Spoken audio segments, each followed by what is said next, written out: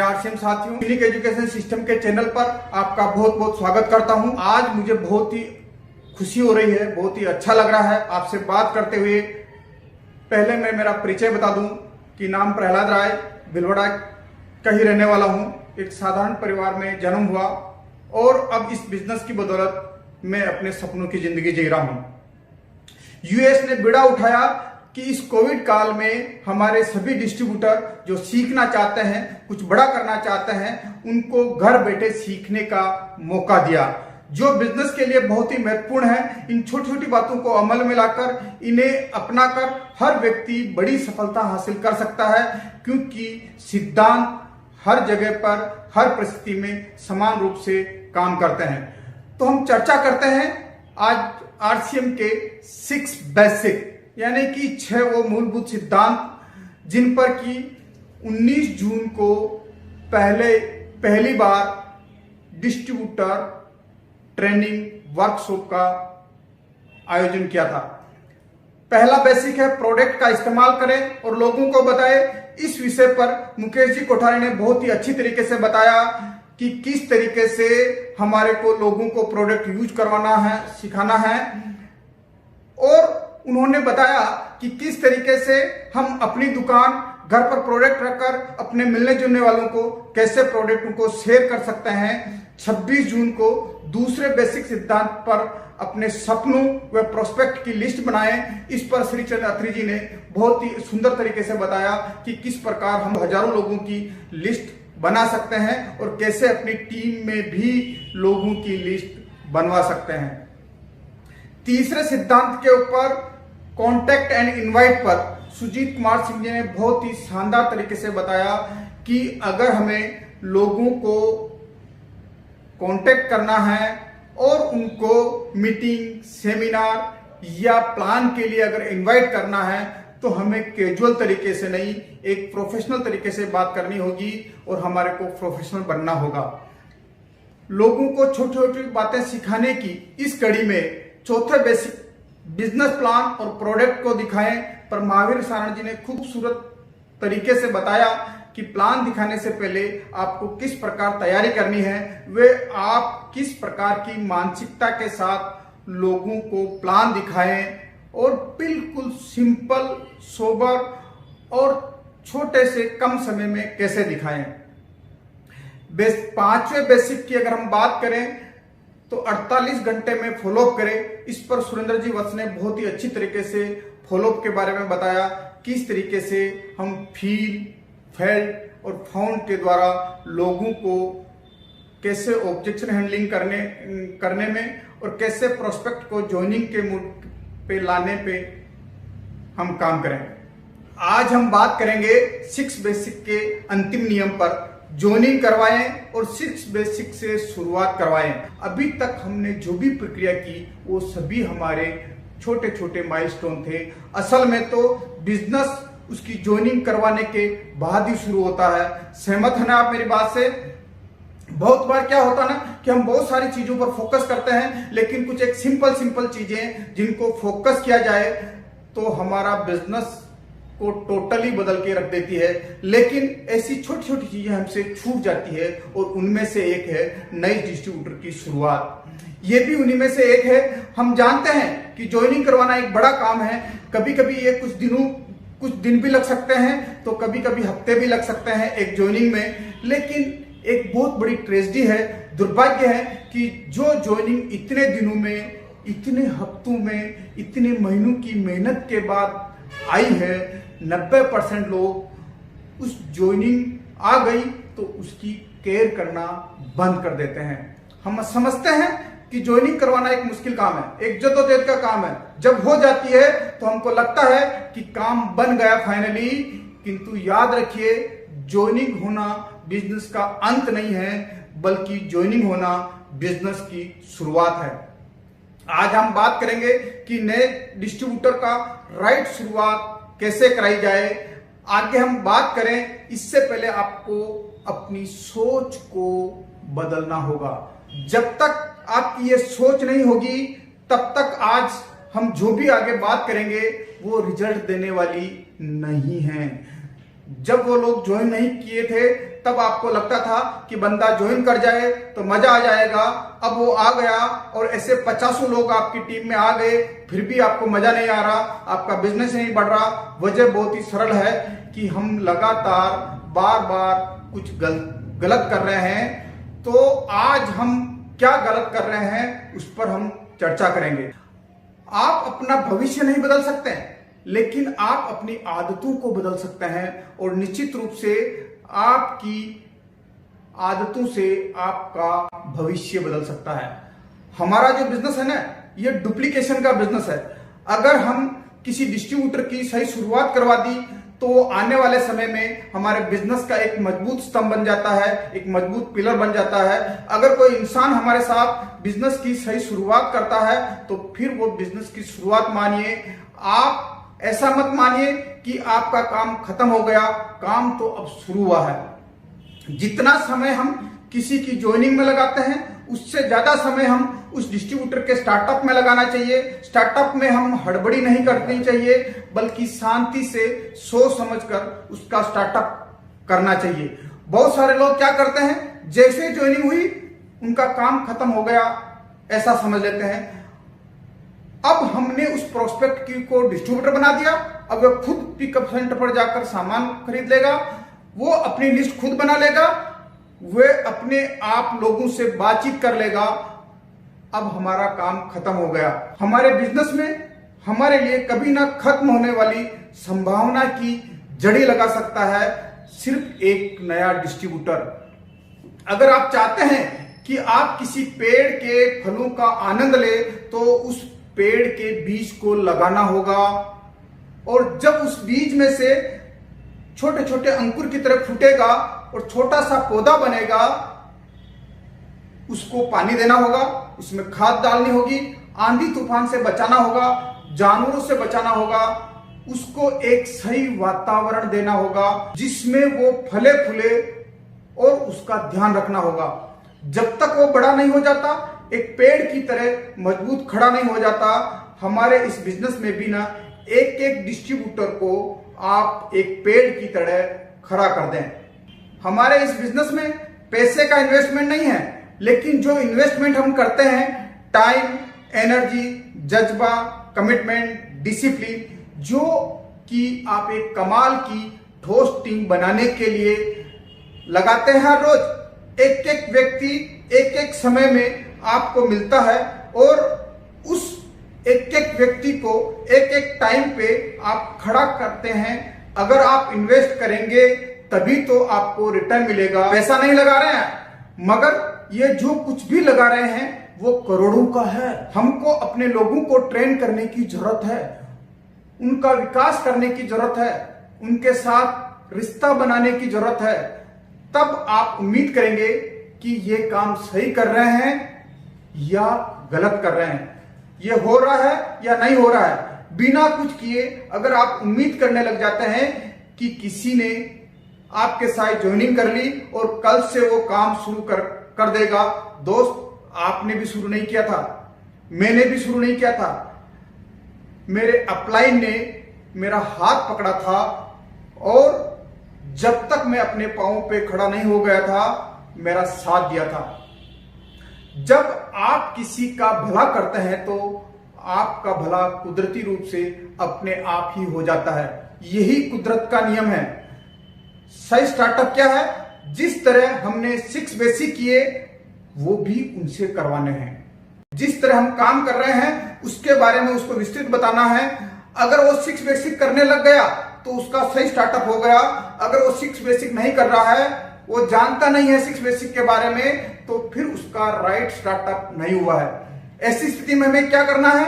जो 6 बेसिक हम कर रहे हैं उसको करते हुए दिखाना है, सिर्फ बताना नहीं है कि आप ऐसा कर लो वैसा कर लो। अगर हम उसके सामने केवल भाषणबाजी करेंगे तो वो भी आगे जाकर केवल भाषणबाजी करेगा। तो हम जो 6 बेसिक पर काम कर रहे हैं वो उसको प्रैक्टिकली करके दिखाना है। एक व्यक्ति की सही स्टार्टअप करने के लिए हम इन 8 पॉइंट पे बात करेंगे, एक एक पॉइंट पर बात करेंगे। तो हम पहले पॉइंट पे आते हैं कि ज्वाइनिंग करवाते समय हमें क्या क्या बातें ध्यान रखनी चाहिए। जब इनिशियल लेवल पर हम उसका ज्वाइन करवा रहे हैं तब हमें क्या क्या बातें ध्यान में रखनी चाहिए। सबसे पहले जब वो ज्वाइनिंग करने के लिए तैयार हो जाता है तो उसके सारे डॉक्यूमेंट इकट्ठे करिए, उसका आईडी प्रूफ, उसका एड्रेस प्रूफ, उसका बैंक अकाउंट, उसका पैन कार्ड और उसका एक पासपोर्ट साइज का फोटो। देन हमें उसके मोबाइल पर आरसीएम मोबाइल एप्लीकेशन डाउनलोड करवानी है।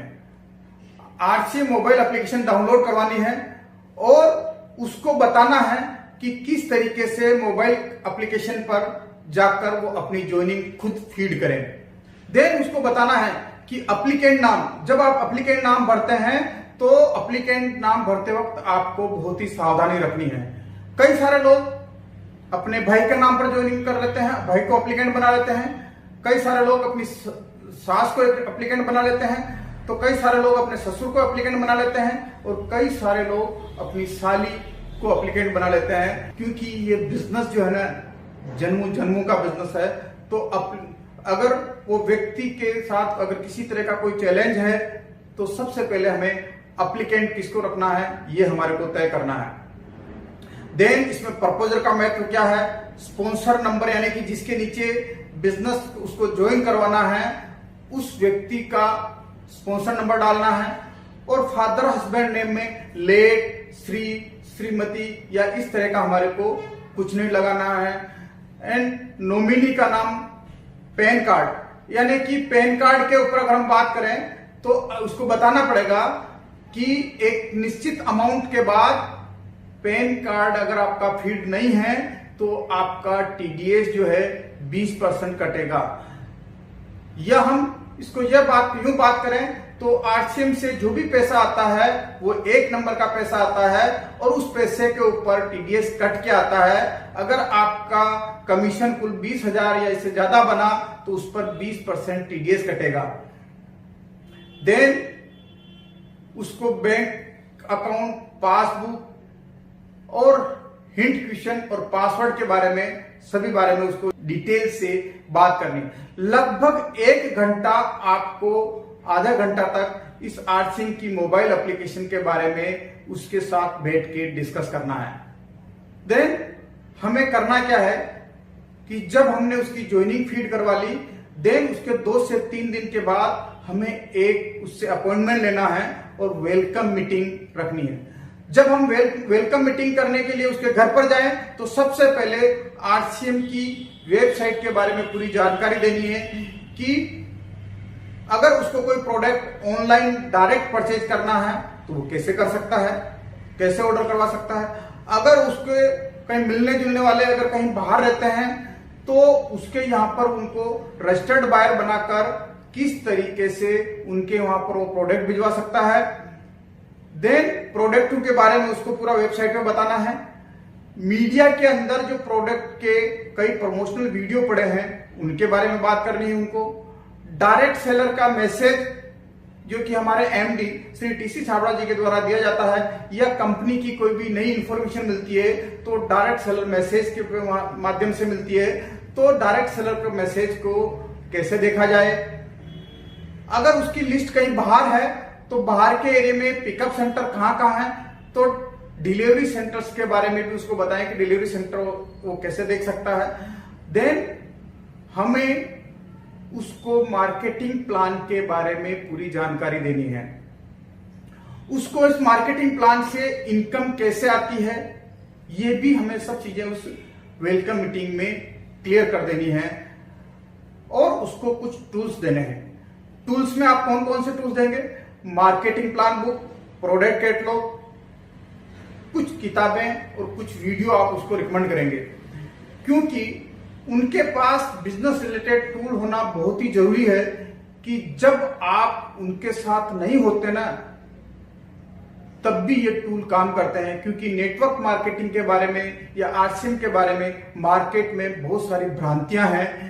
कई बार उसको भी डाउट आएगा, आप कितना भी उसे बता दें कि वो लोगों से डिस्कस ना करें, इसके बावजूद भी वो किसी न किसी से बात कर लेगा। इसको इस तरह से बताइएगा तो वो अपने तरीके से किसी न किसी से बात कर लेगा। जैसे ही वे किसी से बात करेगा सामने वाला कुछ बोल देगा, अगर वो किताबें पढ़ रहा है, वीडियो देख रहा है, तो ये सारी चीजें, सारी नेगेटिविटी से उसे कोई फर्क नहीं पड़ेगा। ये जो टूल्स है एक वैक्सीन की तरह से काम करता है। आपने प्लान पर अच्छी चर्चा करें कि उसको अगर कोई संशय है तो उसको दूर करें कि ये इनकम इसमें कैसे आती है, इसके बारे में भी आपने चर्चा कर ली। देन हमें चर्चा करनी है वेलकम मीटिंग में future of direct selling. Bharat के अंदर डायरेक्ट सेलिंग का क्या फ्यूचर है। केपीएमजी और फिक्की की रिपोर्ट के मुताबिक 2025 में 64,500 करोड़ का टर्नओवर होगा डायरेक्ट सेलिंग का। तो भारत के अंदर कितना बड़ा फ्यूचर है। अभी भारत में छोटा सा टर्नओवर हो रहा है, मात्र 13,500 करोड़ रुपया, और ये जो 2025 में 5 गुना बढ़ेगा। तो फ्यूचर ऑफ डायरेक्ट सेलिंग के बारे में बात करें। Then power of direct selling, देखिए कि मल्टीप्लिकेशन का जो पावर है वो सिर्फ डायरेक्ट सेलिंग में है। अगर हम टाइम की मल्टीप्लिकेशन की बात करें, मेन पावर के मल्टीप्लिकेशन की बात करें, और कंपाउंडिंग इफेक्ट है वो भी सिर्फ डायरेक्ट सेलिंग में है। तो हमें पावर ऑफ डायरेक्ट सेलिंग यानी कि इसके बारे में भी हम चर्चा कर सकते हैं। कंपनी के बारे में बात करें, और नए व्यक्ति को जो भी सूचनाएं देनी होती है उसके लिए आप उसको एक व्हाट्सएप ग्रुप में ऐड कर लें, या आपने कोई अगर ब्रॉडकास्ट ग्रुप बना रखा है तो उस ब्रॉडकास्ट ग्रुप में ऐड कर लें। आपको सूचना देने के लिए उसको व्हाट्सएप ग्रुप में ऐड कर लिया। अब उससे बात करनी है कि हमारे सिस्टम की मीटिंग के बारे में। देखिए कि एक मीटिंग जो है ना, उसमें कई गुना ऊर्जा भर लेती है, उसके कई विश्वास को बढ़ा लेती है। जब वो स्टेज पर जाकर लोगों को सुनता है, लोगों से रिलेट करता है, जब ये कर सकता है तो मैं भी कर सकता हूं, और उसको ये मीटिंग जो है उसका विश्वास को कई गुना ज्यादा बढ़ा लेती है। तो हमें उसको यूनिक एजुकेशन सिस्टम के बारे में बताना है, और यूनिक एजुकेशन के यूट्यूब चैनल को सब्सक्राइब करवाना है। हमारे साथ कौन कौन से वेंडर्स हैं और उन वेंडर्स के कौन कौन से यूट्यूब चैनल है, जैसे कि न्यूट्रीचार्ज के यूट्यूब चैनल के बारे में, गुड डॉट के यूट्यूब चैनल के बारे में, हरी संजीवनी के यूट्यूब चैनल के बारे में, हेल्थ गार्ड के यूट्यूब चैनल के बारे में, और की सोल के यूट्यूब के चैनल के बारे में, ये भी हमें उसके बारे में पूरा उसको नॉलेज देना है। देन हमारे पास तीसरा स्टेप जो आता है कि use the product and share the product and display the product. जब भी हम उससे मिले तो हम 100% आरसीएम के प्रोडक्ट यूज कर रहे हों। उसको दिखना चाहिए कि पैंट आरसीएम की, शर्ट आरसीएम का, टाई आरसीएम की, जूते आरसीएम के, मोजे आरसीएम के, रुमाल भी आरसीएम का, सब के सब आरसीएम के हैं। हमारी बातचीत चाहे किसी भी सब्जेक्ट पर हो रही हो, हमें तुरंत आरसीएम पर लेके आनी है। सामने वाला ना सोचने पर मजबूर हो जाए कि इस बंदे से चाहे किसी भी सब्जेक्ट पे बात कर लो, चाहे पॉलिटिक्स पे बात कर लो, चाहे कबड्डी पे बात कर लो, चाहे एग्रीकल्चर पे बात कर लो, लेकिन ये घुमा फिरा कर आरसीएम या आरसीएम के प्रोडक्ट पर ही लेकर आ जाता है।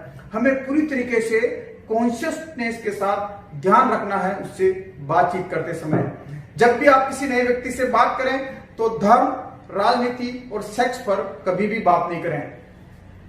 पहले बेसिक में ही डिस्प्ले द प्रोडक्ट की बात आ जाती है तो उसको किसी न किसी बहाने आपकी टीम में किसी ने अपनी दुकान का ओपनिंग किया है, या फिर आप अपने घर पर लेकर आ जाएं, घर पर बुला लें उसको। आपने जो अपनी दुकान घर पे बनाई हुई है उसको दिखानी है। तो ये पहला बेसिक केवल हमें बताना नहीं है, पेपर पर लिखकर देना नहीं है, कार्ड देकर बताना नहीं है, बल्कि जो आप प्रैक्टिकली कर रहे हैं उसको करते हुए दिखाना है। जैक मा बोलते हैं कि हमारे पास कभी भी पैसों की कमी नहीं होती, हमारे पास कमी होती है सपने देखने वाले लोगों की, जो अपने सपनों के लिए मर सके। अब हम बात करते हैं चौथे स्टेप की, make a list of dream and prospect. ऐसे ही जब हम सपनों और प्रोस्पेक्ट की लिस्ट बनाने की बात करेंगे तो आपके पास भी लोगों की लिस्ट बनी हुई होनी चाहिए। ऐसे ही उसको अपनी ड्रीम बुक दिखाकर उसके सपनों के बारे में बात करनी चाहिए। उसको क्या क्या ड्रीम है, वो गाड़ी लेना चाहता है, बाइक लेना चाहता है, लैपटॉप लेना चाहता है, अच्छा सा मकान बनाना चाहता है, बच्चों की अच्छी एजुकेशन चाहता है, या फिर परिवार के साथ कहीं बाहर कहीं घूमने जाना चाहता है, उसके क्या क्या ड्रीम है उसके साथ बैठकर उसकी लिस्ट बनवानी है। उसके सपनों को लिखना बहुत ही महत्वपूर्ण काम है। इस बिजनेस से उसके लक्ष्य को हासिल करने के लिए उससे ये 2 सवाल जरूर पूछने चाहिए और उसका उत्तर भी जानना चाहिए कि आने वाले अगले 3 महीने में, 6 महीने में, 1 साल में, 3 साल में, 5 साल में इस बिजनेस से वो कितनी इनकम की उम्मीद रखता है। और दूसरा सवाल, अगले 3 महीने, 6 महीने, 1 साल, 3 साल, 5 साल में इस बिजनेस से कौन कौन से सपने पूरे करना चाहता है। उसको डायमंड क्लब के बारे में बताएं, वाइटल पिन लेवल के बारे में बताएं, ताकि उसका अगला लक्ष्य क्या है हमें भी पता चल जाए और उसका भी अगला लक्ष्य बन जाए। उसको दिखाएं और बताएं कि ये मेरी ड्रीम लिस्ट है, जो मैं इस बिजनेस से कुछ तो मेरे पूरे हो गए और बाकी के मैं बहुत जल्दी ही इसको पूरा करने वाला हूं। आप सीरियस हैं तो अब हम बैठकर आपकी लिस्ट बनाते हैं और साथ बैठकर उसके प्रोस्पेक्ट की लिस्ट बनवानी है। तो सबसे पहले हमारे को लोकल की लिस्ट बनवानी है, फिर 30 से 50 किलोमीटर के एरिया की लिस्ट बनवानी है, उसके बाद 50 से 300 किलोमीटर के एरिया की लिस्ट बनवानी है, और अंतिम लिस्ट पूरे भारत में जहां कहीं भी उसके जान पहचान के लोग हो, उसके रिश्तेदार हो, उसके दोस्त हो, तो उसकी लिस्ट बनवानी है। इस प्रकार हम केवल बोल कर नहीं, अपितु हमने प्रैक्टिकल अपनी ड्रीम बुक और प्रोस्पेक्ट की लिस्ट दिखाकर हमने कैसे बना रखी है वो सारी चीजें बताकर प्रैक्टिकल करके दिखा दिया ना, नहीं कि बोलकर। यानी कि हम जो भी काम कर रहे हैं उसको हमें प्रैक्टिकल करके दिखाना है। देन अब हमने प्रोडक्ट यूज करने के बारे में बता दिया, मेक ए लिस्ट उसके बारे में बता दिया। देन अब हमारे पास आता है कि जो हमने लिस्ट बनाई उस लिस्ट में से वो लोगों को कांटेक्ट कैसे करें, लोगों को इनवाइट कैसे करें। तो हमारा 5वां स्टेप है कांटेक्ट एंड इनवाइट। तो इसके बारे में जब भी हम बात करें तो नया नया व्यक्ति में क्या है, काफी जोश होता है और वो लोगों से बात करने लग जाता है। उसको पता नहीं होता कि लोगों को कैसे इनवाइट करना है, कैसे बात करनी है। जब लोग उसको मना कर देते हैं, रेस्पॉन्स नहीं देते हैं, तो वो नेगेटिव हो जाता है। इसके लिए हमें उसके बिहाफ पर उसके कम से कम 5 लोगों से हमें बात करनी चाहिए। या जब भी हम उसके लोगों से बात करें तो स्पीकर ऑन करके बात करें, ताकि वो समझ जाए कि सामने वाला किस तरह से बात कर रहा है और आप उसका किस तरीके से रेस्पॉन्ड कर रहे हैं। जब हम उसके 5 लोगों से बात करके उसको दिखा दिया, तब आप उसको बोलिए कि आप मेरे सामने कम से कम 2 से 3 लोगों से बात करो, 2 से 3 लोगों से बात करिए। और जब वो बात करता है तो आपको उसको ऑब्जर्व करना है कि वो बात कैसे करता है। अगर कोई गलती करता है तो आप उसको बीच में मत टोकिए। जब उसकी बात खत्म हो जाए तो सबसे पहले उसको एप्रिशिएट कीजिए और फिर उसको बताइए कि थोड़ा सा ये सुधार कर लेना तो बहुत अच्छा होगा। अब हमने उसको फॉलो में कांटेक्ट एंड इनवाइट के बारे में प्रैक्टिकली करके दिखा दिया। और इस कांटेक्ट इनवाइट पर हमको बहुत ही काम करने की जरूरत है, क्योंकि अधिकांश लोगों के विकेट यहीं पर उड़ते हैं। जो लोग जब वो लोगों से बात करता है, लोग उसका मजाक उड़ाते हैं या कहते हैं कि तू तो फंस गया, क्या तेरे को यही काम मिला क्या करने को, क्या ये काम तेरे स्टैंडर्ड का है। इस तरह हमने कांटेक्ट एंड इनवाइट को केवल ऐसे लिखकर, बोलकर, भाषण देकर नहीं बताया, बल्कि हमने उसके सामने उसको लोगों को कांटेक्ट किया, उसके लोगों को इनवाइट किया और उसको प्रैक्टिकली करके दिखा दिया कि लोगों से कांटेक्ट कैसे करना है। तो 6वां स्टेप आता हमारा प्लान और प्रोडक्ट दिखाना। 6वां स्टेप आता हमारा का प्लान और प्रोडक्ट दिखाना। तो हमारी टीम में ऐसा कल्चर होना चाहिए कि हर नए ज्वाइन होने वाले व्यक्ति की लिस्ट पर कम से कम 5 लोगों को प्लान, उसका प्रपोजल दिखाए, जो कि उसको इस बिजनेस में लेकर आया है। अगर प्रपोजल भी नया है तो उसका एक्टिव अपलाइन उसके साथ में उसके 5 लोगों को प्लान दिखाए। जब हम उसके लोगों को प्लान दिखा रहे हैं तो वो ध्यान से देख रहा है, सुन रहा है। आगे क्या करना है, अब वो कम से कम 2 से 3 लोगों को प्लान दिखाए और आप ध्यान से देखें, ऑब्जर्व करें उसको कि वो कैसे लोगों से बात कर रहा है, कैसे लोगों को प्लान दिखा रहा है। वो कहीं कुछ गलती करता है तो हमें बीच में नहीं टोकना है। प्लान दिखाने के बाद उसको एप्रिशिएट करना है और अकेले में बोले कि यहां कुछ सुधार हो जाए या तुम यहां कुछ सुधार कर लो तो बहुत मजा आ जाएगा। इस तरह हमने प्लान और प्रोडक्ट को प्रैक्टिकली हमने करके दिखा दिया, न कि हमने बोलकर लिखकर। यानी कि हम जो भी काम कर रहे हैं उसको प्रैक्टिकली हमें करके दिखाना है। अब हमने प्लान दिखा दिया। अब उसके लोगों को फॉलो करने की बात आती है, फॉलो विद इन 48 आवर्स।